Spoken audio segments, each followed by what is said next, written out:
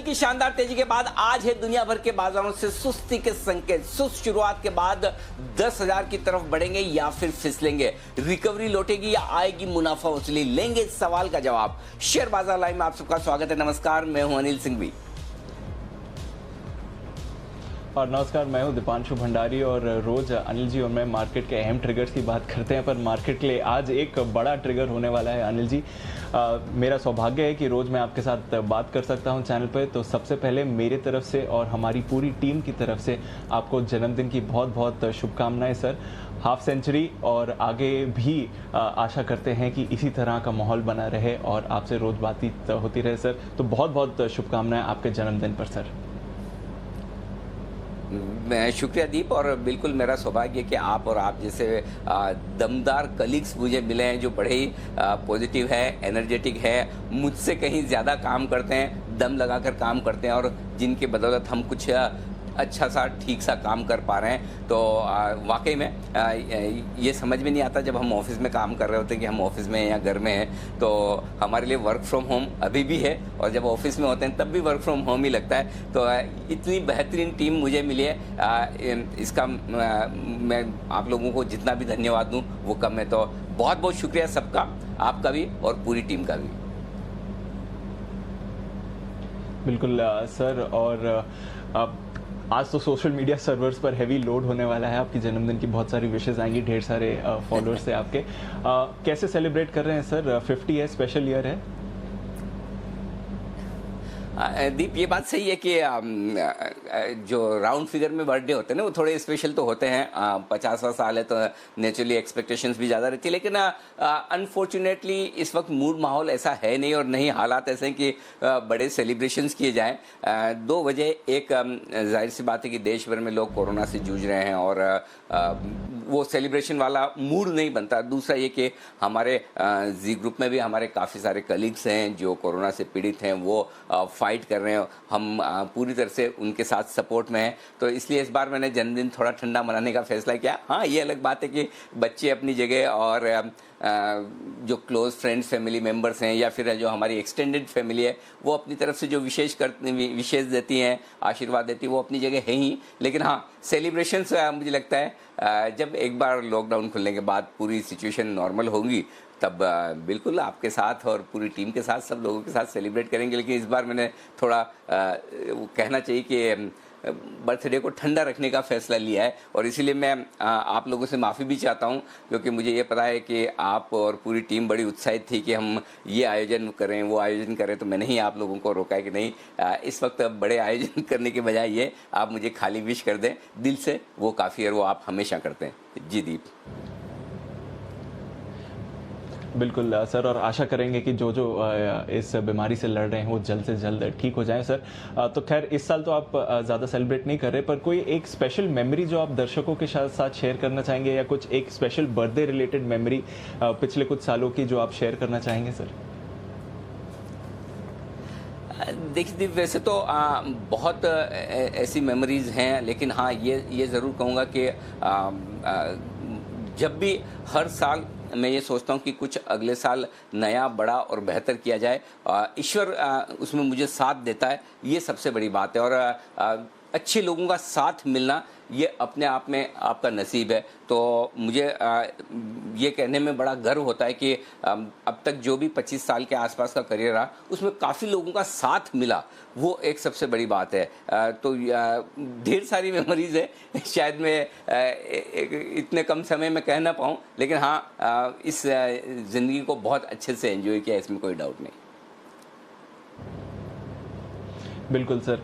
क्योंकि हम रोज़ मार्केट्स के बारे में बात करते हैं सर, तो एक स्पेशल चीज़, एक स्पेशल रिसर्च जो हमारी टीम ने पुल आउट करी है 2 जून को, आपके जन्मदिन के दिन, पिछले 20 साल में मार्केट का ट्रेंड कैसा रहा है ये निकालने की कोशिश करी है। तो 7 बार हॉलीडे रही है तो उसको निकाल देते हैं। 13 ट्रेडिंग सेशंस हुए पिछले 20 साल में 2 जून के दिन। उसमें इन 15 ट्रेडिंग सेशंस में मार्केट्स का काफ़ी सारा मूवमेंट रहा है, बट ऑन एवरेज 2 जून को अगर आप देखें नेट पॉजिटिव रिटर्न रहता है मार्केट्स का, और ऑन एवरेज 20 साल का अगर आप नेट पॉजिटिव रिटर्न देखें इस दिन का तो वो लगभग 6.5% से थोड़ा ज़्यादा आता है। तो कहीं ना कहीं मार्केट्स भी आपका बर्थडे सेलिब्रेट ही करती हैं सर। ये रिसर्च किसने निकाली है? ये बड़ी इंटरेस्टिंग चीज़ है। सबसे बढ़िया चीज़ जो दीप इसमें मुझे लग रही है, 7 बार मेरी बर्थडे पर छुट्टी रही है। वाह, ये अच्छी बात है। छुट्टी के दिन बर्थडे मनाने का मज़ा अलग ही है। तो मुझे तो सबसे बढ़िया चीज़ ये लग रही है, 7 बार छुट्टी रही, यानी कि 7 दिन जिस दिन छुट्टी रही उस दिन तो मार्केट नेगेटिव हुआ नहीं। 8 दिन मार्केट ने पॉजिटिव रिटर्न दिए, 15 दिन तो ठीक है। और ये कब से लिया डेटा आपने? ये 2020 से नहीं, 2000 से 2020 सर पिछले 20 साल का, साल 2000 से। ओके, तो परफेक्ट। तो 20 में से 15 साल तो मतलब ठीक रहे, 5 साल ही नेगेटिव रिटर्न आया और ऑन एन एवरेज कितना 6.7% रिटर्न। वाह, ये गजब, ये दिमाग किसका है? बहुत ही इंटरेस्टिंग रिसर्च निकाल कर लाए। तो चलिए, उम्मीद करते हैं कि आज भी बाजार अच्छी तेजी के साथ, हरे निशान के साथ बंद हो, वही जो मोमेंटम है वो बरकरार रहे तो मजा आएगा। बिल्कुल। सर एक बात है कि जिस तरह ये डेटा भी दिखा रहा है कि नेट पॉजिटिव रिटर्न ही रहा है मार्केट्स का इस दिन, एक आपसे पूछना चाहूंगा सर कि आपके मेमोरी में बेस्ट आपका बर्थडे कौन सा है या बेस्ट साल आपका कौन सा रहा है आपके लिए? वैसे इस तरह की याददाश्त में मैं ना, बेस्ट बर्थडे वाला तो मुझे ध्यान में नहीं आएगा दीप से, सीरियसली, कि मैं भूल ही जाता हूँ। अभी आप मुझे पूछेंगे पिछले साल वाला तो शायद मुझे बड़ी मुश्किल से रिकलेक्ट करना पड़ेगा कि किस तरह से मनाया था। लेकिन हाँ, बेस्ट साल अगर आप पूछें तो बेस्ट साल, हाँ, ये जो 49 से 50 वाला साल है, ये जो साल खत्म हुआ है, मेरे ख्याल से अब तक मेरी ज़िंदगी का सबसे बेहतरीन साल आप इसे मान सकते हैं। उसकी वजह 2-3 है दीप। पहली चीज़ तो ये है कि आप ये कह सकते हैं कि जब 2 साल पहले मैंने जी ग्रुप ज्वाइन किया था, तब हमारे चैनल को लोग कहीं दूर दूर तक कंपटीशन में भी नहीं गिनते थे। लेकिन वहाँ से हमने बहुत ही अच्छी टीम के साथ, काफ़ी टैलेंटेड टीम, जो टैलेंटेड लोग यहाँ के थे जो अभी भी मेरे साथ हैं, काफ़ी नए लोग आपकी तरह और बाकी और कई सारे लोग साथ में जुड़े हैं, एक बेहतरीन टीम ने हमने बनाई। इस दौरान कुछ लोग गए छोड़कर भी, अपनी अपनी वजह से, कारणों से, या अच्छे करियर की वजह से, या नेचुरली सैलरी हाइक की वजह से लोग छोड़ते हैं, आते जाते हैं।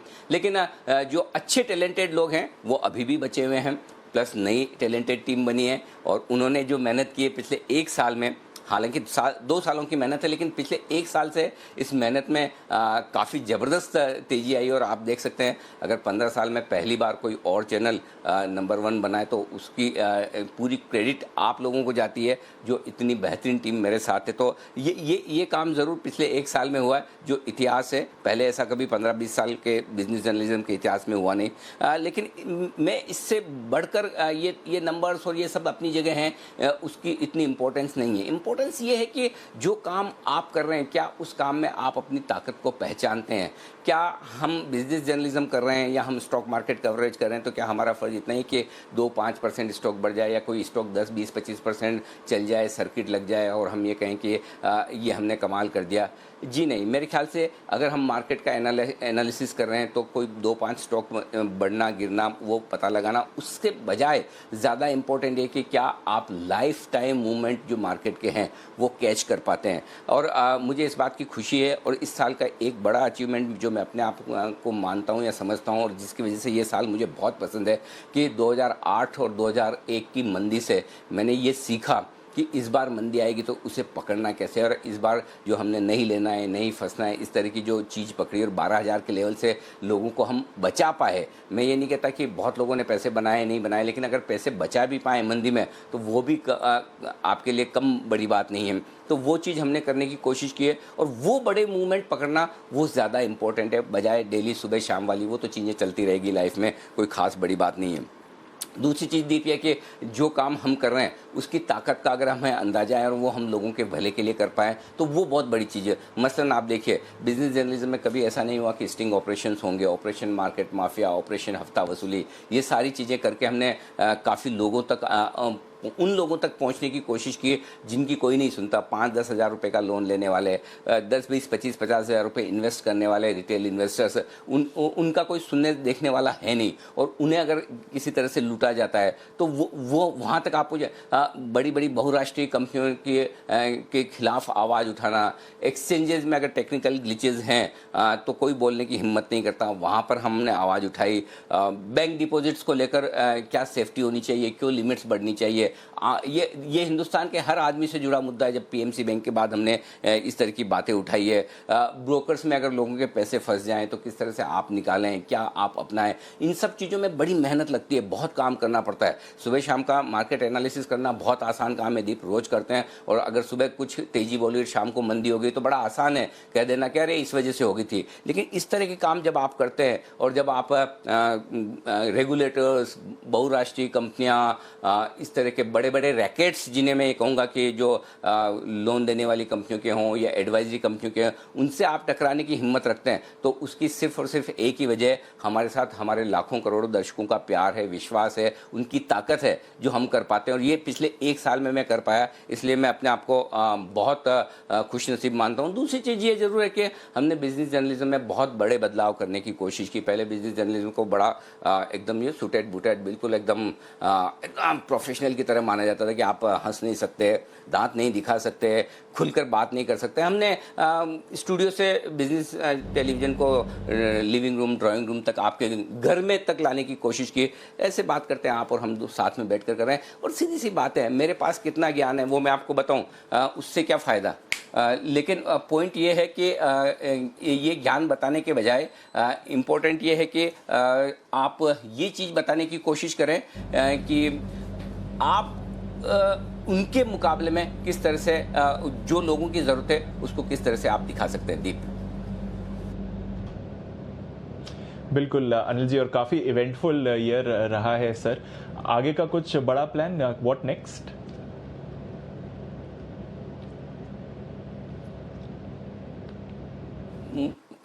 बस यही है कि जो हमने एफएनओ की पाठशाला, रिसर्च गुरुकुल, इस तरह के हमने प्रोग्राम किए हैं।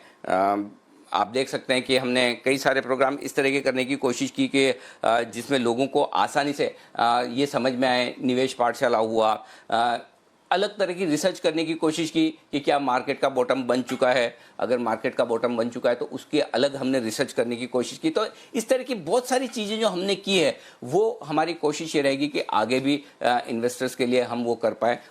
दूसरी चीज़ एक और है, जो अकाउंटेबिलिटी हमने लाने की कोशिश की है हमारे मार्केट कवरेज में, और जो ट्रांसपेरेंसी लाने की कोशिश की है उसको आगे बढ़ाएं। क्योंकि पहले कभी भी ऐसा नहीं होता था कि रियल टाइम बेसिस पर आपको एडवाइस मिले, लेकिन हमने ये तरीका बदला है। आपको जिस वक्त कॉल्स आएँ उस वक्त आपके पास कॉल्स पहुँचें, स्टॉप लॉसेस ट्रिगर हों तो बताए जाते हैं। एटलीस्ट मैं तो ये करता हूँ। अब हम ये भी ट्रांसपेरेंसी कर रहे हैं कि लोग अगर हमारे एनालिस्ट अगर कहीं पहले और कॉल्स दे रहे हैं, उनके ऑफिस में, उनके यहाँ कॉल्स अगर जा रहे हैं तो वो पहले उनको भी बताएं। तो बहुत सारी चीज़ें ऐसी है जो हम करने की कोशिश कर रहे हैं और ज़्यादा से ज़्यादा अकाउंटेबिलिटी और ट्रांसपेरेंसी लाने की कोशिश कर रहे हैं। और मैं समझता हूँ कि ये दीप एक ही चीज़ है कि ये शुरुआत की बात है। अगर कोई एक चैनल शुरू करेगा तो नेचुरली कोई अच्छी चीज़ है तो उसे सब लोग फॉलो करने की कोशिश करेंगे। तो कोशिश यही कर रहे हैं कि कुछ अच्छा काम करें, तो मज़ा आए, फिर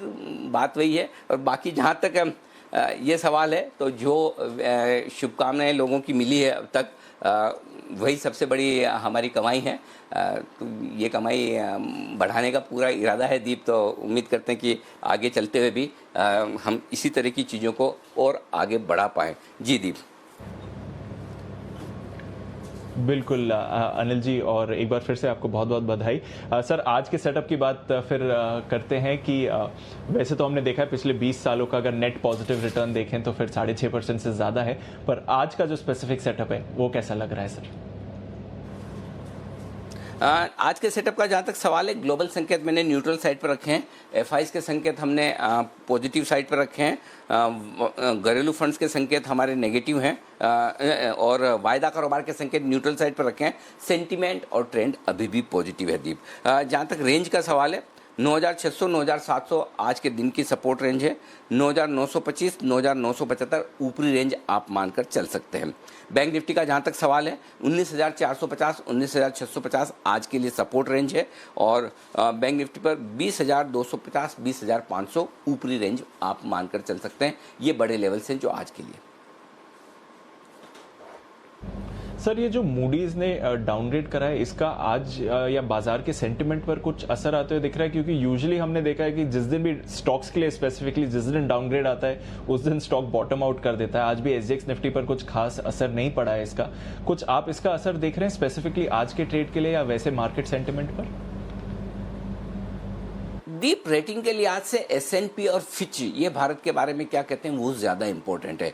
मूडीज़ की डाउनग्रेडिंग को मैं इसलिए तवज्जो नहीं देता कि पहले जब भारत की रेटिंग अपग्रेड हुई थी तो सिर्फ मूडीज़ ने अपग्रेड की थी, बाकी दो रेटिंग एजेंसीज ने अपग्रेड नहीं की थी। तो मूडीज़ ने जो शायद अपग्रेड की उसे एक नॉच वापस नीचे ले लिया है, तो वो वापस उन दो रेटिंग एजेंसीज के पार पर आ गए। तो मेरे लिए ऑलमोस्ट हल्का सा नेगेटिव से न्यूट्रल है। इसमें कोई अच्छी बात तो खैर नहीं है, लेकिन मुझे दिक्कत एक ही बात की दिखी जो रेटिंग उन्होंने डाउनग्रेड की उसमें ये कि उनका ये कहना था कि वो कोरोना की वजह से नहीं, अदरवाइज उन्हें ग्रोथ को लेकर चिंता है, इसलिए रेटिंग डाउनग्रेड कर रहे हैं। क्योंकि अगर सिर्फ कोरोना की वजह से उन्हें डाउनग्रेड करना है तब तो ठीक है, ये तो दुनिया भर की समस्या है और दुनिया भर में कोरोना की समस्या तो सभी के लिए मुश्किल है। लेकिन उसके बावजूद वो रेटिंग डाउनग्रेड करें तो वो थोड़ी सी चिंता की बात आप मान सकते हैं। बट मेरा ये समझना है कि इस रेटिंग डाउनग्रेड के बजाय मैं इस चीज़ पर ज़्यादा फोकस करूंगा कि आने वाले समय में फिच और एसएनपी ये दोनों भारत की रेटिंग के बारे में क्या सोचते हैं। अगर उन दोनों की तरफ से कहीं कोई इस तरह के संकेत ना हो, डाउनग्रेड ना हो,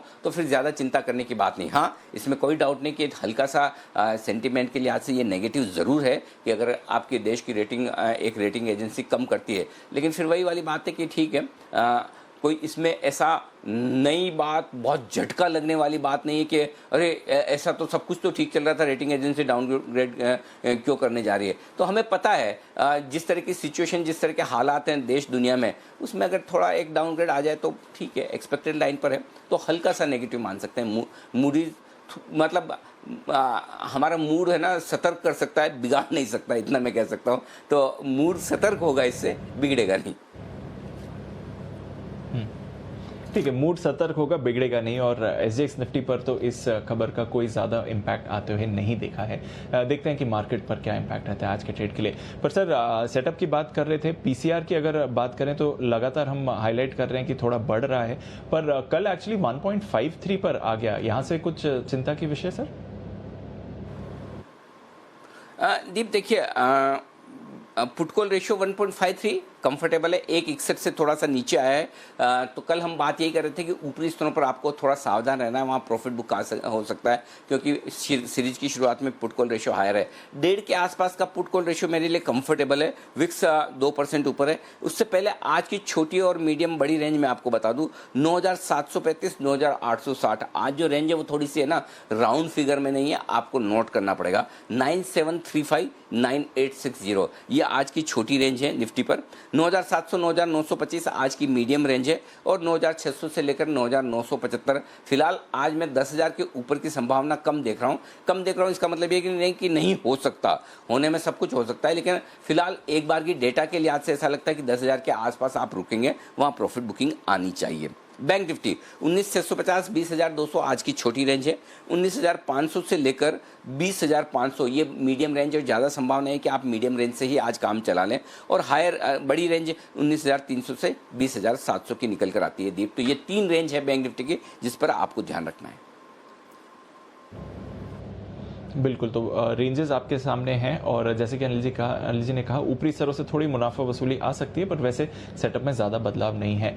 तो फिर सर, जिनकी एग्जिस्टिंग पोजीशंस हैं तेज़ी की, मंदी की, उन्हें क्या ध्यान में रखना चाहिए?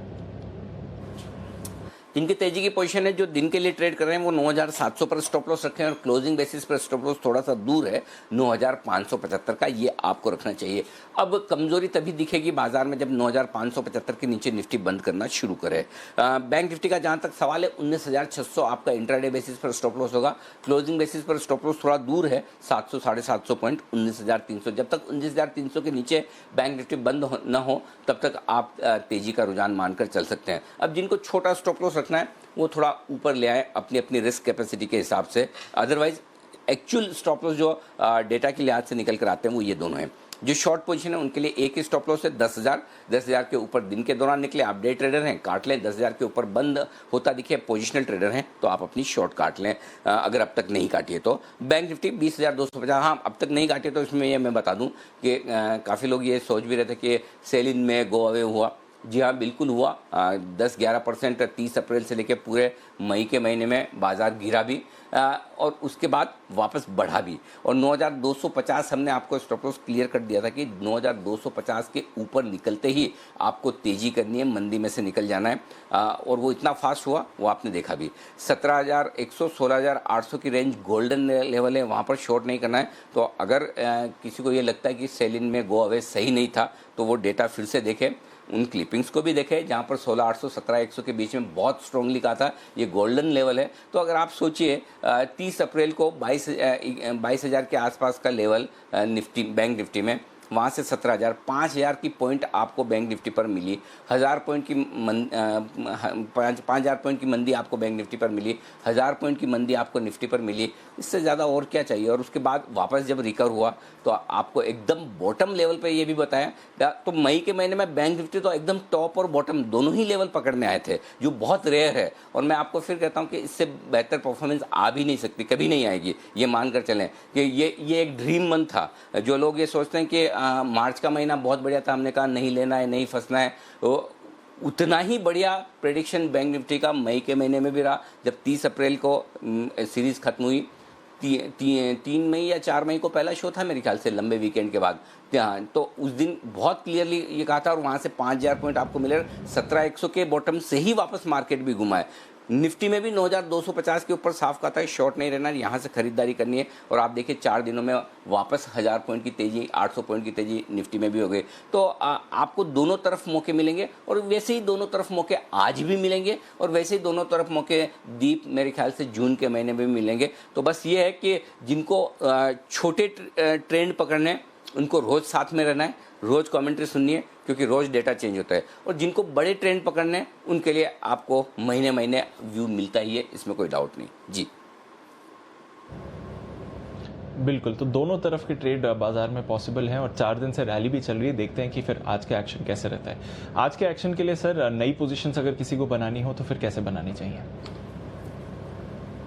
नई पोजीशन आपको दीप खरीदारी करनी चाहिए। निफ्टी में 9,700 9,740 की रेंज में निफ्टी आता है तो वहाँ पर खरीदिए। स्टॉप लॉस थोड़ा सा दूर ले रहा हूँ 9,575 का, 9,825 9,875 9,925 9,975 ये 4 टारगेट हैं आपके लिए निफ्टी के लिए अगर आप खरीदारी करते हैं। जिन लोगों को बिकवाली करनी है वो 9,925 9,975 की रेंज में बिकवाली करें, 10,050 का स्टॉप लॉस लगाएं और नीचे की तरफ का टारगेट 9,875 और 9,825 का 2 ही टारगेट, नीचे के लिए 2 ही टारगेट रखें। जो लोग खरीदारी करना चाहते हैं बैंक निफ्टी में वो 19,450 19,650 की रेंज में खरीदारी करें। 19,300 का आपका स्टॉप लॉस होगा और 19,900 20,100 20,200 20,450 ये 4 टारगेट के लिए आपको बैंक निफ्टी में खरीदारी करनी चाहिए। जो लोग बैंक निफ्टी में बिकवाली करना चाहते हैं, अब बिकवाली में दीप यही है कि 20,250 से बेचना है, 20 या 500 के नज़दीक बेचना है, तो मैं ये कहूँगा सेफर साइड में आपको 20,400-500 की रेंज में बेचना चाहिए, वो ज़्यादा सेफ है, वहाँ पर बेचिए। 20,700 का स्टॉप लॉस होगा, थोड़ा दूर दे रहा हूँ, 20,250 20,150 और 20,050 इन 3 टारगेट के लिए आपको बिकवाली करनी है बैंक निफ्टी में। जी दीप। ओके, तो यहाँ से अगर 400-500 अंक की तेज़ी आती है बैंक निफ्टी में तो अच्छी शॉर्ट रेंज बन जाएगी वहाँ पर। एफएनओ बैन में तो सर कोई भी स्टॉक नहीं है आज, पर आज के जो संकेत हैं एफआईएस से लगातार 3 दिन से अच्छे संकेत आ रहे हैं। कल डीआईएस के संकेत नेगेटिव रहे और वायदा कारोबार सर न्यूट्रल रखा है आज के लिए। जी घरेलू फंड की तरफ से 450 करोड़ की बिकवाली हुई है इसलिए उन्हें नेगेटिव रखा है। 1,575 करोड़ के स्टॉक्स खरीदे हैं एफआईज ने कैश मार्केट में। वायदा कारोबार में 350 करोड़ के स्टॉक्स बेचे हैं लेकिन नेट 1,200 करोड़ के आसपास की खरीदारी एफआईज की तरफ से स्टॉक्स में हुई है। इंडेक्स में 136 करोड़ की खरीदारी हुई है। तो एक चीज़ ये कह सकते हैं आपकी 10,000 के नज़दीक आने के बाद या फिर यूँ कह सकते हैं कि 20,000 के ऊपर इंडेक्स में निफ्टी और बैंक निफ्टी में एफआई शॉर्ट कवरिंग के मूड में कल दिखे नहीं, बहुत ज़्यादा खरीदारी के मूड में दिखे नहीं, पॉइंट नंबर 1। लेकिन स्टॉक स्पेसिफिक वो खरीदारी के मूड में, और कल हम भी यही बात कर रहे थे दीप, आपको याद हो तो कि इंडेक्स हो सकता है अब यहाँ पर थमता हुआ दिखे, इंडेक्स में ज़्यादा दिमाग मत लगाइए, स्टॉक स्पेसिफिक एक्शन भरपूर रहेगा और वो होता हुआ दिखा भी है। तो ये आपके लिए ट्रेंड साफ तौर पर स्टॉक्स के लिहाज से नज़र आ रहा है, जो आज भी रहना चाहिए। जहाँ तक वायदा कारोबार के डेटा का सवाल है दीप, वायदा कारोबार के डेटा में आप देखिए, आप 9,800 के आसपास बंद हुए हैं। 9,800 आपके लिए इंपॉर्टेंट सपोर्ट लेवल है, उसके नीचे ट्रेड करना शुरू करेंगे तो कमजोरी का पहला संकेत आएगा।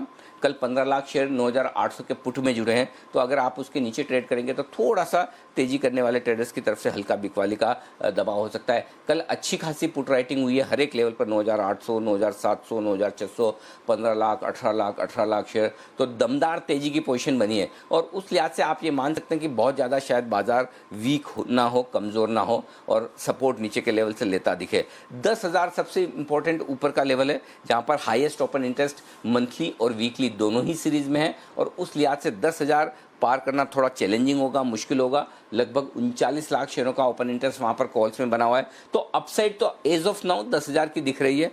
इसके पार निकले तो फिर एग्रेसिव शॉर्ट कवरिंग, बड़ी खरीदारी होगी जो 10,150 तक निफ्टी को ले जाएगी। हालांकि मुझे 10,000 पार करने की संभावना थोड़ी सी कम लग रही है आज, लेकिन होने में हो भी सकता है, कोई बड़ी बात नहीं। लेकिन डेटा ये बता रहे हैं कि 10,000 आपसे पार आसानी से नहीं होगा, उसके लिए कुछ अच्छे और बड़े ट्रिगर चाहिए। नीचे की तरफ वही 9,600 के आसपास मजबूत सपोर्ट मिलेगा, जहां 35 लाख शेयरों का ओपन इंटरेस्ट है। तो मुझे ऐसा लगता है कि थोड़ा वक्त शायद बाजार 9,600 9,900 की रेंज में 25 एक पॉइंट ऊपर नीचे गिन लें, इस रेंज में वक्त बिताने की कोशिश बाजार करेंगे। बैंक निफ्टी का जहां तक सवाल है, 20,000 पार करना थोड़ा सा मुश्किल है, लेकिन 20,000 पार करके टिके तो अच्छी तेजी होगी, क्योंकि वहां पर 8 लाख शेयरों का ओपन इंटरेस्ट बैंक निफ्टी के कॉल्स में है, वीकली और मंथली दोनों मिलाकर। तो 20,000 पार होते ही अब की बार आप 20,500, 450, 500 पहुंच जाएंगे, ये मानकर चलें, क्योंकि एग्रेसिव शॉर्ट कवरिंग होगी। लेकिन नीचे की तरफ आपके लिए सपोर्ट सीधा अब 19,000 के आसपास आता है, जो काफ़ी दूर है। तो मेरे ख्याल से आपको एक ही आंकड़े पर फोकस करना है, बैंक निफ्टी में वो 20,000 और निफ्टी में 10,000 का आंकड़ा है। जी दीप। बिल्कुल, तो नज़र रहेगी आज के एक्शन पर। जैसे कि अनिल जी ने कहा, शायद थोड़ा कंसोलिडेशन ऊपरी स्तरों को मिले, पर बैंक्स में फिर से बढ़िया एक्शन रहेगा। चलिए देख लेते हैं कि कौन से स्टॉक्स आज फोकस में रहने वाले हैं। पूरी रिसर्च टीम हमारे साथ है, कई सारे खबरों वाले शेयर्स हैं। तो आज देवांशी, पूजा और साथ में कुशल हमें खबरों वाले शेयर्स बताएंगे, और साथ ही आशीष ब्रोकरेजेस बताएंगे। देवांशी, आपसे शुरुआत करते हैं। Good morning. अहम ट्रिगर्स कौन से हैं और पोस्ट मार्केट अर्निंग्स कौन सी हैं? Good morning Deepan. सबसे पहले तो Anil sir, wish you very very very happy birthday. जितना आपने हमको गाइडेंस दी है, इंस्पिरेशंस दी है, हम चाहते हैं कि और कई साल आप ऐसे ही हमें इंस्पायर करते रहे, हमें गाइड करते रहे, हमारे मेंटर बनते रहे, and wish you very prosperous year ahead. Thank you Devanshi, बिल्कुल निश्चिंत रहे। मैं बहुत साल कहीं जाने वाला नहीं हूँ, यही हूँ आपके साथ में, और आप मेरे साथ में रहने वाले। तो बहुत बहुत शुक्रिया, ढेर सारा प्यार, ढेर सारा भरोसा जताने के लिए। Thank you so much. चलिए दीपांशु, आज अगर देखें तो सबसे पहले तो नतीजे जो सबसे पहले कैश मार्केट पर नज़र करते हैं, तो यहाँ पे स्पार्क के नतीजे आने वाले हैं, ट्रांसपोर्ट और कॉर्पोरेशन ऑफ इंडिया इसके नतीजे हैं, साथ ही ग्रैन्यूल्स इंडिया और जाइडस वेलनेस, ये सारे स्टॉक्स हैं जिन पर आज नज़र रहेगी, जो इसके नतीजे आज आने वाले हैं। नतीजों की अगर बात करें जो पोस्ट मार्केट आते हुए दिखे थे, इसमें वी-गार्ड इंडस्ट्रीज नतीजे इस तिमाही में कमज़ोर आते हुए दिखे हैं। जो आय है करीब 27% तक कम होती हुई दिखी है। कामकाजी मुनाफा करीब 43% तक घटता हुआ दिखा है। मार्जिन भी आप देखिए करीब 11% से घटकर 8.5% पर इस तिमाही में आते हुए दिखे हैं। लेकिन अगर आप मुनाफे देखिए तो करीब 50% इस बार कम होता हुआ दिखा है। लेकिन माना था कि कोरोना वायरस का इम्पैक्ट है और इसी के चलते बिक्री में भी थोड़ी सी असर आती हुई दिखी है। अगर ये कोरोना का इम्पैक्ट नहीं होता तो इनके जो मुनाफा है वो 70 करोड़ से बढ़ता हुआ दिखता। ये कोरोना का इम्पैक्ट उनको लग रहा है। साथ ही ओरिएंट इलेक्ट्रिक, यहाँ पे भी जो नतीजे हैं वो इस तिमाही में कमज़ोर आते हुए दिखे हैं। जो आय है करीब 12% तक कम होती हुई दिखी है। कामकाजी मुनाफा 8% कम होता हुआ दिखा है। और साथ ही अगर मुनाफे की बात करें तो करीब 7.5% मुनाफा इस तिमाही में कम होता हुआ दिखा है। वेल्सपन एंटरप्राइजेस इस बार नतीजे थोड़े से मिक्स्ड आते हुए दिखे हैं। आप देखिए जो आय है 35% तक कम होती हुई दिखी है। कामकाजी मुनाफा 27% घटा है इस तिमाही में। लेकिन मार्जिन आप देखिए 12.5% से बढ़कर करीब 14% की मार्जिन कंपनी क्लॉक इन किए हैं। हैं और जो मुनाफा है वो आपको 3 गुना दिखेगा। लेकिन मैं आपको बता दूं जो डिफर्ड टैक्स है और साथ ही एसोसिएट कंपनी से मुनाफा आता हुआ दिखा है, इसी के चलते थोड़ा सा सहारा मिला है कंपनी के मुनाफे में। साथ ही कंपनी के बोर्ड ने इक्विटी के जरिए 300 करोड़ रुपए जुटाने की भी मंजूरी दे दी है। बिरला केबल्स इस बार जो आय है 40% से ज्यादा कम होती हुई दिखी है। साथ ही जो मार्जिन है वो भी 10% से कम होकर केवल 6.5% पे आते हुए दिखे। तो काफी कमजोर नतीजे बिरला केबल्स की तरफ से आए हैं। साथ ही आज कोटक महिंद्रा बैंक, इस स्टॉक पर आप नजर रखें। आज बैंक में ब्लॉक डील होने का अनुमान बनता हुआ दिख रहा है और उदय कोटक को अपनी जो हिस्सेदारी है वो घटाकर 26% करने का आदेश आरबीआई की तरफ से आता हुआ दिखा है और आज ब्लॉक डील में करीब 2.83% हिस्सा बेच सकते हैं प्रमोटर। मैं आपको बता दूं कि आज ये जो डील है ये 1215 रुपये से लेकर 1240 रुपये प्रति शेयर के बीच में होने की संभावना जरूर है। इस पर आज फोकस रहेगा। बिल्कुल, तो कई सारे स्टॉक्स हैं जो आज एक्शन में रहेंगे और कोटक बैंक पर खास नजर रहेगी। पूजा के पास भी कुछ ऐसी खबरों वाले स्टॉक्स हैं, बताएं Pooja. Good morning. Good morning Deepanshu. शुरुआत टाटा पावर के नतीजों से करेंगे। टाटा पावर ने ओडिशा सरकार के साथ करार कर लिया है और ओडिशा के 5 सर्कल में बिजली वितरण कंपनी अब करेगी। इसी के साथ ही एक और खबर आ रही है, नॉन कोर एसेट्स की बिक्री से करीब 3000 करोड़ रुपए जुटाने की भी योजना है। ये जो फंड जुटाएगी कंपनी उससे अपने कर्ज को कम करने की कोशिश करेगी। हम आपको बता दें कि कंपनी के ऊपर इस वक्त करीब 40,000 करोड़ का कर्ज है, जिसको कि कम करके 25,000 करोड़ करने का कंपनी का लक्ष्य है। तो टाटा पावर इन तमाम खबरों के चलते नजर रखिए। कोल इंडिया के उत्पादन के आंकड़े आए हैं मई महीने के, और मई में जो कुल उत्पादन है अगर सालाना आधार पर देखेंगे तो 11% की गिरावट दर्ज हुई है। बिक्री में भी 23% की गिरावट दर्ज हुई है। लेकिन मंथ ऑन मंथ देखेंगे तो उत्पादन में 3% की बढ़त और बिक्री में 2% की बढ़त इस बार देखी गई है। एनसीसी को एक बड़ा ऑर्डर मिला है, इसके चलते स्टॉक पर भी नजर रखिए। करीब 1136 करोड़ के नए ऑर्डर्स मिले हैं कंपनी को। और इसके अलावा एक फंड एक्शन भी हुआ है। आदित्य बिरला सन लाइफ इंश्योरेंस ने कंपनी के करीब 40 लाख शेयर्स खरीदे हैं। खरीदारी करीब 25 रुपए 92 पैसे प्रति शेयर के भाव पर यह खरीदारी देखी गई है। एनएमडीसी, यहां पर भी कंपनी ने अपने उत्पादन का आंकड़ा जारी किया है, जिसमें कि सालाना आधार पर बात करेंगे तो उत्पादन में करीब 25% की गिरावट इस बार देखी गई है और बिक्री में करीब 24% की गिरावट देखी गई है। लेकिन मंथ ऑन मंथ आंकड़े यहाँ पर अच्छे दिखाई दे रहे हैं, बढ़त देखने को मिली है दोनों ही उत्पादन और बिक्री के आंकड़ों में। आईजीएल, दिल्ली में एनसीआर में सीएनजी की कीमतों में ₹1 प्रति किलो की बढ़ोतरी की घोषणा कर दी है और नई कीमतें आज से लागू होंगी, जिसके चलते स्टॉक पर नजर रखिए। रिलायंस इंडस्ट्री से भी जुड़ी खबरें आ रही हैं। रिलायंस का मेगा राइट्स इशू पहले ही दिन ओवर सब्सक्राइब हुआ है और बीएसई एनएसई पर करीब 1.1 टाइम्स सब्सक्रिप्शन यहां पर राइट्स इशू को देखने को मिला है। इशू 3 जून को बंद होगा और शेयरधारकों को 15 शेयर पर 1 राइट शेयर मिलेगा। मॉयल, मैंगनीज ओर के दाम में कंपनी ने कटौती की है और यहां पर दाम 10% से घटा दिए गए हैं, तो इसके चलते स्टॉक पर नजर रखिए। और आखिर में बात करते हैं एसबीआई कार्ड्स की। एक अपडेट आया कंपनी की तरफ से। कंपनी ने करीब 27,000 नए कार्ड्स इशू किए हैं और नए कार्ड्स जो हैं अगर उसका हम रन रेट देखेंगे तो हर प्रतिदिन 2500 कार्ड्स कंपनी यहां पर इशू कर रही है। तो एक अपडेट एसबीआई कार्ड्स की तरफ से।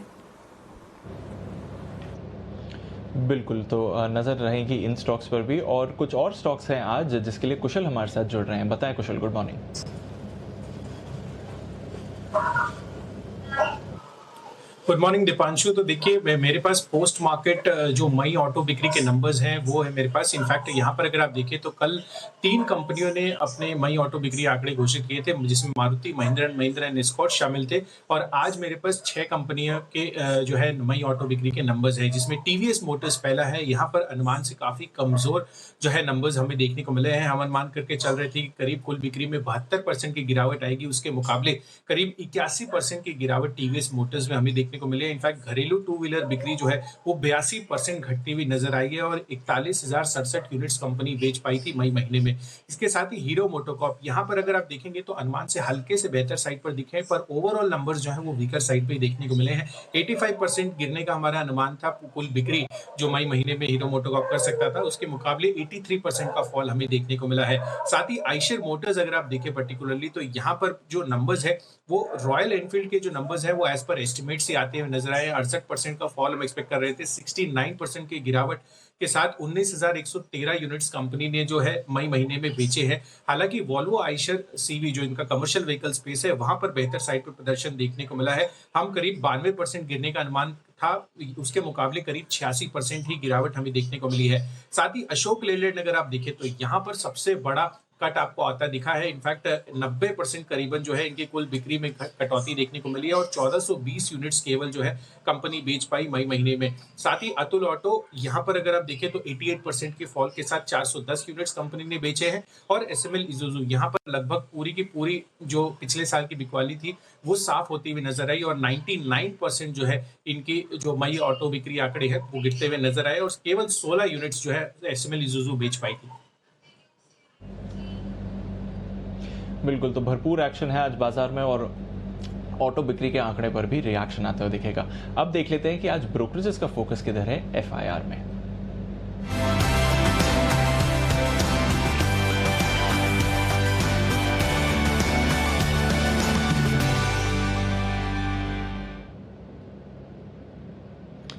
आशीष हमारे साथ तैयार हैं। गुड मॉर्निंग आशीष, सबसे पहले तो बताइए कि जो मूडीज ने भारत की रेटिंग को डाउनग्रेड करा है उस पर ब्रोकरेजेस की क्या राय है? बिल्कुल, very good morning Deepanshu. Moody's ने जो भारत की रेटिंग को डाउनग्रेड किया उसके बाद बैंक ऑफ अमेरिका ने एक नोट जारी करके कहा है और कहीं ना कहीं के नोट जो है पॉजिटिव ही नजर आ रहा है क्योंकि इन्होंने 3 बड़े कारण ऐसे बताए जिससे ये कह रहे हैं कि आगे जाके और रेटिंग डाउनग्रेड देखने को नहीं मिलेगा। सबसे पहले अगर आप देखें तो ये कह रहे हैं कि आरबीआई के पास पर्याप्त से ज्यादा फॉरेक्स का रिजर्व है जिसके चलते रुपए को सहारा मिलेगा, रुपए में मजबूती देखने को मिल सकती है और सरकार जो है पब्लिक सेक्टर बैंक्स में रिकैपिटलाइजेशन की जो प्रक्रिया है उसमें और आगे बढ़ा सकती है, तो ये भी कहीं ना कहीं पूरे बैंकिंग सेक्टर के लिए काफी पॉजिटिव होगा। और तीसरी बात ये कह रहे हैं कि मॉनसून का अनुमान बढ़िया है, अच्छी फसल रहेगी इससे, जिसके चलते जो एग्री सेक्टर है और ओवरऑल इकोनॉमी है इससे कोरोना वायरस का ज्यादा असर देखने को नहीं मिलेगा। तो 3 बड़े कारण इन्होंने बताए जिसके चलते ये मान रहे कि आगे जाके फर्दर डाउनग्रेड नहीं देखने को मिलेगा। ओके, तो ज़्यादा परेशानी नहीं होनी चाहिए इस रेटिंग डाउनग्रेड से। स्टॉक्स की बात करें तो कौन से स्टॉक्स फोकस में हैं आशीष? दीपांशु, बहुत लंबी लिस्ट है। अगर देखें तो स्टॉक स्पेसिफिक रिपोर्ट्स की यूनाइटेड स्पिरिट्स पर देखिए क्रेडिट स्विस की रिपोर्ट आई है जहां पर रेटिंग को डाउनग्रेड कर दिया है, आउट परफॉर्म की रेटिंग को बदलकर अभी ये न्यूट्रल की राय दे रहे हैं और लग जो है 620 से घटाकर 615 कर दिया। ये कह रहे हैं कि बिक्री में आगे जाके दबाव देखने को मिल सकता है जिसके चलते इन्होंने इस साल की जो आय का अनुमान है इसमें 13 से 14% की कटौती कर दिया। साथ ही ये कह रहे हैं कि टैक्स खर्च में भी जो बढ़ोतरी हुई है इसका भी एक दबाव देखने को मिलेगा। नोमेरा की एक इंटरेस्टिंग रिपोर्ट आई है नेस्ले पर जहां पर रेटिंग की शुरुआत की गई यानी कवरेज की शुरुआत की गई है न्यूट्रल की रेटिंग के साथ और लक्ष्य दिया है 17,250 रुपए का, जो कि मौजूदा भाव से देखें तो मामूली 1.5% की अपसाइड एक्सपेक्ट कर रहे हैं। ये कह रहे हैं कि कंपनी के फंडामेंटल्स बेहद मजबूत है, प्रोडक्ट पोर्टफोलियो काफी स्ट्रॉन्ग है, लेकिन एंट्री करने के लिए अगर मौजूदा दाम देखें तो इन्हें सही नहीं लग रहा है। कह रहे वैल्यूएशन थोड़े से महंगे नजर आ रहे हैं। सीएलएससी की एक रिपोर्ट है भारतीय इंफ्राटेल पर जहां पर खरीदारी की राय को बरकरार रखा है और लक्ष्य जो है 207 रुपए से बढ़ाकर 265 रुपए कर दिया है। ये कह रहे हैं कि 24 जून तक इंडस टार के साथ जो मर्जर है इसकी प्रक्रिया पूरी हो सकती है जिसके चलते ये पॉजिटिव रिपोर्ट है। जेपी मॉर्गन की रिपोर्ट है एनएमडीसी पर जहां पर ओवरवेट की रेटिंग को बरकरार रखा और लक्ष्य जो है 100 रुपए से बढ़ाकर 105 कर दिया है। ये कह रहे हैं कि स्टील कंपनियों के उत्पादन में बढ़त देखने को मिली है जिसके चलते आयरन ओर की जो डिमांड है उसमें भी बढ़ोतरी की उम्मीद की जा रही है। पिरामल एंटरप्राइज पर सिटी की रिपोर्ट है खरीदारी की राय को बरकरार रखा है 1130 रुपए के लक्ष्य के लिए। ये अगले 90 दिनों में कुछ पॉजिटिव डेवलपमेंट की उम्मीद कर रहे हैं जिसके चलते पॉजिटिव रिपोर्ट है। वी-गार्ड इंडस्ट्रीज के नतीजे आए थे, जेफरीज की रिपोर्ट है खरीदारी की राय को बरकरार रखा है 240 रुपए के लक्ष्य के लिए। ये कह रहे हैं कि नतीजों के लिहाज से अगर आप देखें तो तिमाही काफी ज्यादा निराशाजनक देखने को मिली थी, बिक्री और मार्जिन दोनों में दबाव देखने को मिला था। स्टॉक स्पेसिफिक और भी रिपोर्ट्स हैं। एमएनएम फाइनेंस पर मॉर्गन स्टैनली की रिपोर्ट है ओवरवेट की रेटिंग को बरकरार रखा है 235 रुपए के लक्ष्य के लिए। ये कह रहे हैं कि 3,500 करोड़ का इन्होंने जो राइट इशू लाया इससे कैपिटल एडवोकेसी अगर आप देखें तो और मजबूत होगी। और आखिरी रिपोर्ट है आज के लिए जुबिलेंट लाइफ साइंसेज पर नोमेरा की रिपोर्ट है खरीदारी की राय को बरकरार रखा है 734 रुपए के लक्ष्य के लिए। कह रहे हैं कि नतीजे जो आए थे चौथी तिमाही के वो शानदार देखने को मिले थे। ओके, तो ये है वो तमाम रिपोर्ट्स जिन पर आज एक्शन रहेगा। चलिए एक्शन की करते हैं शुरुआत। सबसे पहले हमारे साथ हमारे एक्सपर्ट्स जुड़ चुके हैं और पिक ऑफ द डे के भी गुल के साथ उनसे लेंगे हम उनकी बेहतरीन pics.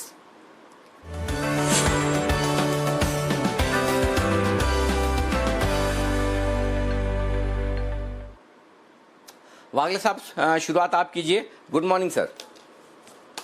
Anil ji good morning. पहले तो wish you a very happy birthday और आपकी सारी दुआ कामनाएं सब जो भी आपके विषय से सब फुलफिल हो। पार्टी तो हमने ऑलरेडी लास्ट सैटरडे को कर ली और मैं Thank आपके you, लिए sir. और Thank you, मतलब बिल्कुल। आपके साथ जो पिछले 3-4 सालों से मैं जुड़ा हुआ हूँ डायरेक्टली इनडायरेक्टली, मैं हर एक मोमेंट को चेरिश करता हूँ और आपसे बहुत सीखने को मिला है। तो आपके लिए मेरी क्या बोलेंगे, जैसे कि शिष्य गुरु के लिए प्रणाम करता है, वैसे मेरे प्रणाम आप स्वीकार करिए। अरे और सर आपको सर बेस्ट विशेस, आपको अरे हेल्दी नहीं। वेल्दी और प्रॉस्पेरिटी भगवान भर भर के दे। स्टॉक की बात करेंगे थैंक यू कल। So much. और हाँ जी, जी जी सर, जी सर, गुरु शिष्य नहीं, ये दोस्त दोस्त वाला रिश्ता है। मैं आपको सिखाऊं इतना ज्ञानी नहीं हूं, ये आपका बड़प्पन है वागले साहब। बहुत बहुत शुक्रिया आपका, दिल से शुक्रिया जी। अनिल जी, मैं जो स्टॉक की बात करने जा रहा हूँ वो कल किरण जी ने आइडेंटिफाई किया था हमारे सॉफ्टवेयर में, ये कल इंट्राडे में आया था और इसका डेली पैटर्न बहुत ही अच्छा है। स्टॉक है डिवीज लैब, एक क्लियर कट ब्रेकआउट इसने दिया है। जाहिर है फार्मा सेक्टर अच्छा ही कर रहा है ये माहौल में भी। और अब मैंने आपको कई बार ये कहते हुए सुना है कि निफ्टी पे कोई क्लियर व्यू नहीं है, बैंक निफ्टी पे व्यू नहीं है, लेकिन स्टॉक स्पेसिफिक मूव होंगे। तो मैं मान के चल रहा हूँ कि फार्मा सेक्टर और ये स्टॉक अभी आउट परफॉर्म करेगा अगले 2 से 3 दिनों में। मैंने आज के लिए 2480 का क्लोज है, मेरा सिर्फ 20 रुपए का ट्रेडिंग स्टॉप लॉस है और मेरा 2550 का टारगेट है। मुझे लगता है ये आज के दिन में ही आ सकता है। ओके, 2550, 2550, 2460, ये आपके लिए होगा स्टॉप लॉस। 2460, 2460 स्टॉप लॉस है, 2550 टारगेट। ये है वागले साहब की pick. Kiran ji good morning, बताएं सर आपकी pick. Anil ji very good morning, दीप वेरी गुड मॉर्निंग। अनिल जी पहले तो आपको 50वीं वर्षगांठ पे बहुत बहुत बधाई। संदीप जी ने जो कहा वो कंट्रोल सी कंट्रोल भी करके ले लेना, क्योंकि वही शब्द बार बार रिपीट होने वाले हैं। पर बहुत बहुत बधाई आपको। स्टॉक की बात करें तो thank you sir, thank you very much.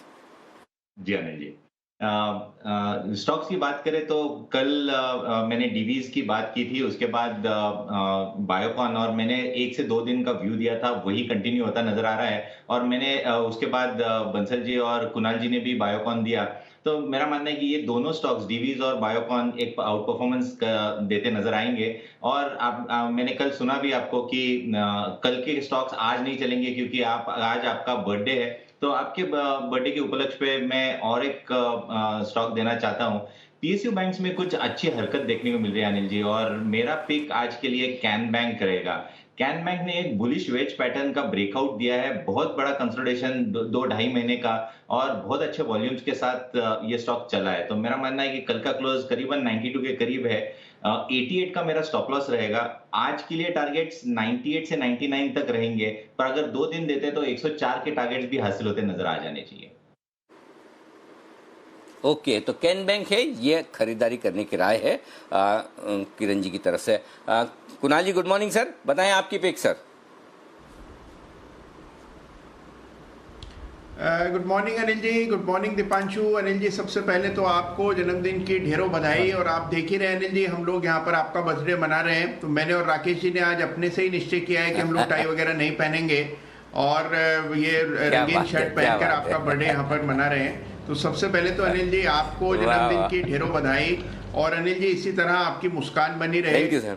इसी तरह आपकी जो कमसिनी है ये बनी रहे, इसी तरह आप हंसते खेलते रहें और लोगों को भी इसी तरह अनिल जी उनके गम भुलाने में मदद करें, यही दुआ है।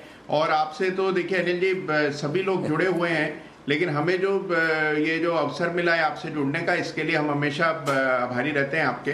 तो अनिल जी आने वाला समय आपके लिए बहुत अच्छा हो। और ये बर्थडे तो आपको शायद कोविड के कारण और लॉकडाउन के कारण घर पे ही मनाना पड़ा।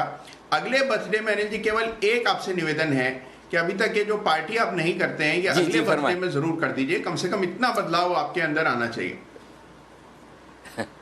बिल्कुल, डेफिनेटली। और आप हर एक पार्टी के हकदार हैं, क्योंकि 2 सालों में जो कुछ हासिल किया उसमें पहले दिन से आप और बंसल जी तो मेरे साथ जुड़े हैं। तो आप जितना भी मांगे वो कम है, और जितना भी मांगे उस पर आपका अधिकार है। बिल्कुल छोटे भाई की तरह आपका पूरा अधिकार है कुणाल जी। और बहुत बहुत शुक्रिया इतने अच्छे शब्दों के लिए, धन्यवाद। Thank you so much Kunal जी।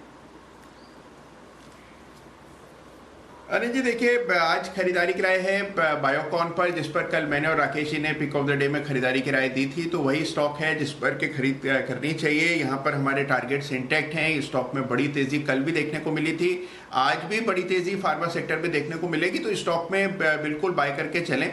और इसके अलावा अनिल जी एक और स्टॉक है जो है L&T इन्फोटेक, जिसमें कि कल ब्रेकआउट आता हुआ दिखा था। कल हमने TCS पर भी खरीदारी की राय दी थी और उस समय मैंने कहा था कि इसमें जो निफ्टी IT इंडेक्स का ब्रेकआउट है ये बहुत इंपॉर्टेंट है।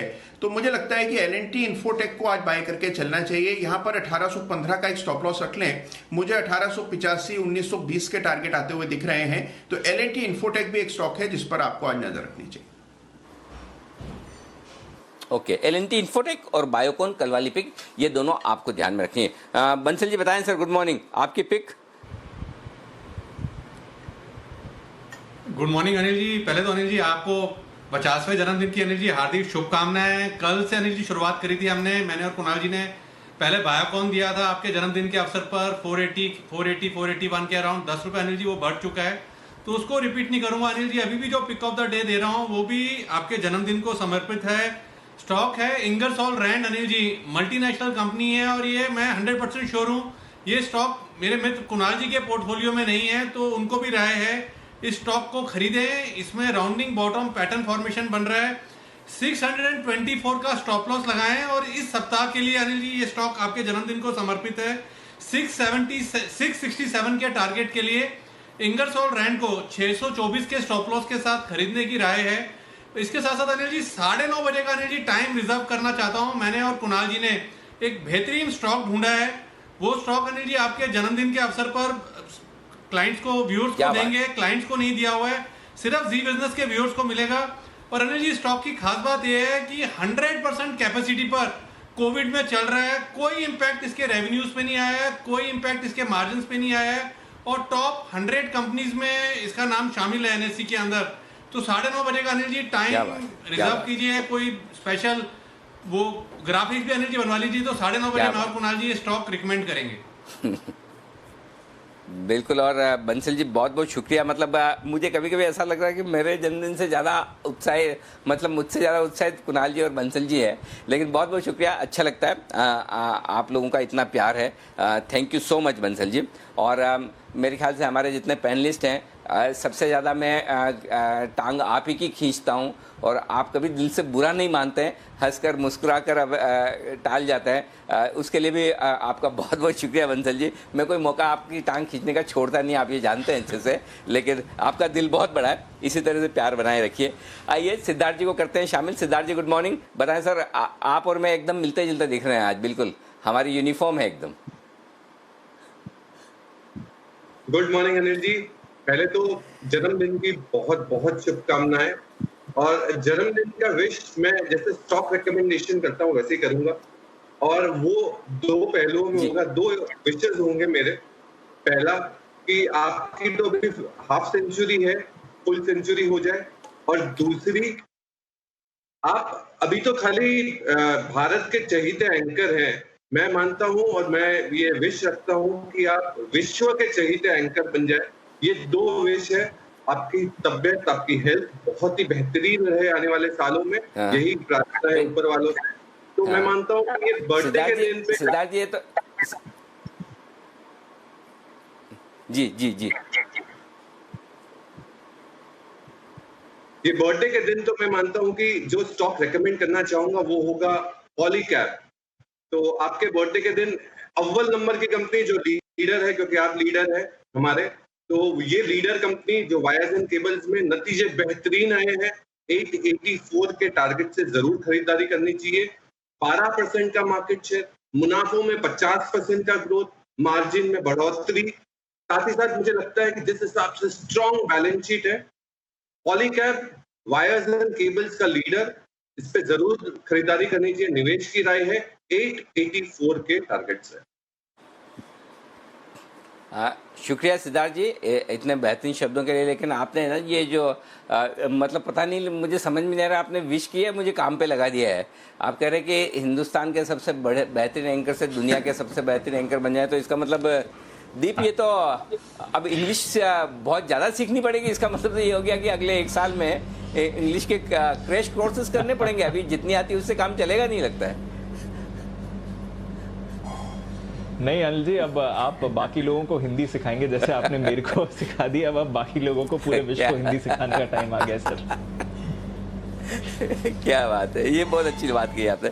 तो चलिए आप हम साथ साथ करेंगे, बिल्कुल करेंगे। आइए, ढेर सारे स्टॉक्स और हैं जहां पर आज एक्शन होने वाला है, उन पर एक बार राय ले लें।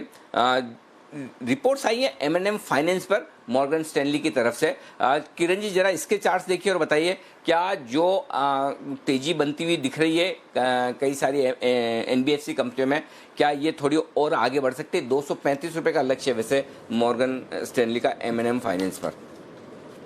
अनिल जी, मोमेंटम तो है, पर कल सेकेंड हाफ में फिजल आउट होता नजर आ गया। एंड ऑफ डे पे inverted hammer kind of candlestick pattern देखने को मिली है, पर जो ब्रेकआउट है वो अभी भी कायम है। ब्रेकआउट लेवल 141 का है, क्लोजिंग करीबन 145 का है।